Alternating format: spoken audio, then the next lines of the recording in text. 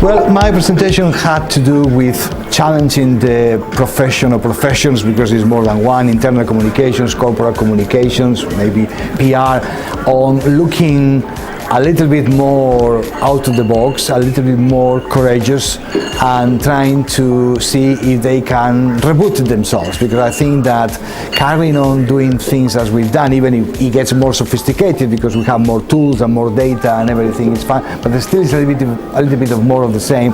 I think it's risky territory, so I've tried to point into some directions where there are some disciplines like behavioral economics, for example, which can tell us a lot about how behaviors work in real life, which is an area that probably a few years ago was marginal to the profession, and today my point was you can't ignore anymore. You really have to understand, have to read, have to get into that, because it's not an anecdote anymore. It's something that has to do with how real life, large scale communication or change takes place, and therefore it's an extra work for the communication professional to go outside the comfort zone and get more up to speed with some of these new disciplines.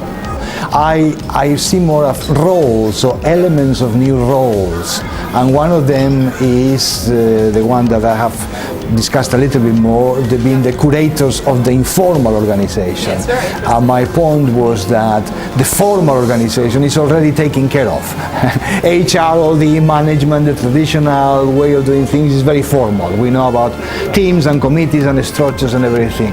But the real stuff, the good stuff, the innovation happens in the informal side of the organization. Nobody owns that space, and I think it's a suggestion that communication should be in a very good position to say, we know about that, we know how these things happen, we know about the fluid communication, about keeping the network of conversations open, for example, not trying to stiff them, giving a little bit of extra luxury in the system to be able to have fluid conversations. So there's a lot that internal communications function, if they wish so, could say, we're taking care of that, because nobody else is. And I think it's a very good opportunity, not the only one, but one of the angles for a potential rethinking of the communication functions. I'm very reluctant to apply a specific set of skills to a specific function. Like say, well, R&D has to be innovative and creative, and the other has to take risk. I think it's a bit of a trap to categorize functions with the skills. I think the skill set is almost what the organization needs to have, no matter what, everywhere. Risk-taking, for example, innovation, creativity, thinking out of the box, challenging the default position, do more with less, speed up decision-making, communication, cross-collaboration, and across borders, not just in your circles. Nothing that I'm describing, which I could apply very well to communications, would not apply to any other in the organization.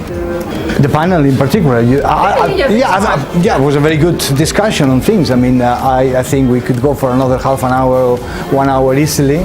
The area is very broad, and therefore it's difficult sometimes to focus on specific things, but I think that there is a need to look at what communications as profession is doing, and I think we tackle different angles, different things, and to me the question is how we put these things in practice now, more than leaving as a very good discussion, which it was.